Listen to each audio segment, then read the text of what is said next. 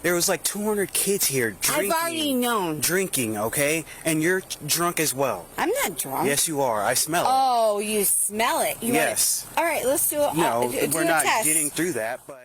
A new body camera video has been released in the case against two former elementary school employees in Brevard County accused of hosting a party for about 100 teenagers. That party was busted by police after neighbors called them saying it was getting out of control. And right now, a third-grade teacher and a school principal are facing several charges. The new video is also raising concerns over why that teacher was allowed back at work after her arrest until the release of the footage put her back on leave. 10 Investigates Jennifer Titus is here to break it all down.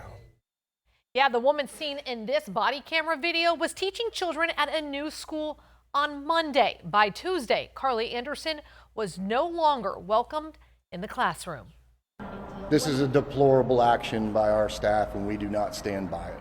The vice chair of the Brevard County School Board insists the video released Monday night was news to the district too. We had no idea. So yesterday, I didn't get to see the actual footage until late last night.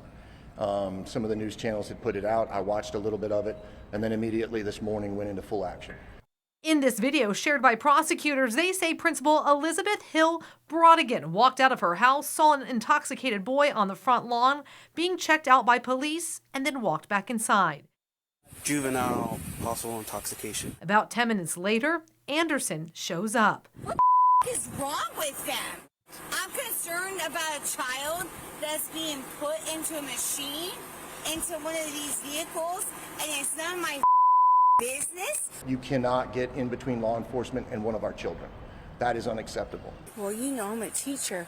I was here hanging out at this party. The other thing is that we're going to look into the fact that she made a public statement that was on the body cam that she was inside of that party, and that's unacceptable. Both Anderson and Hill Brodigan are on leave. Anderson was initially allowed to return and teach at another school after her charges were downgraded to misdemeanors. But after seeing the body cam footage, the district says she is now back on leave. Cocoa Beach police said more than 100 kids were at the party, ages 13 to 17, many of whom were drinking and smoking marijuana.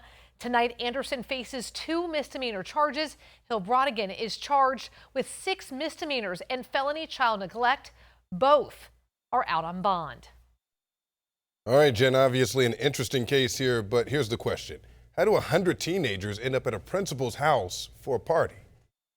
Yeah, so nothing in any police records say these women sent out an invitation to come to this alleged party. An affidavit does say the teens who were there told police these parties happened once or twice a month. Jennifer Titus, 10 Investigates.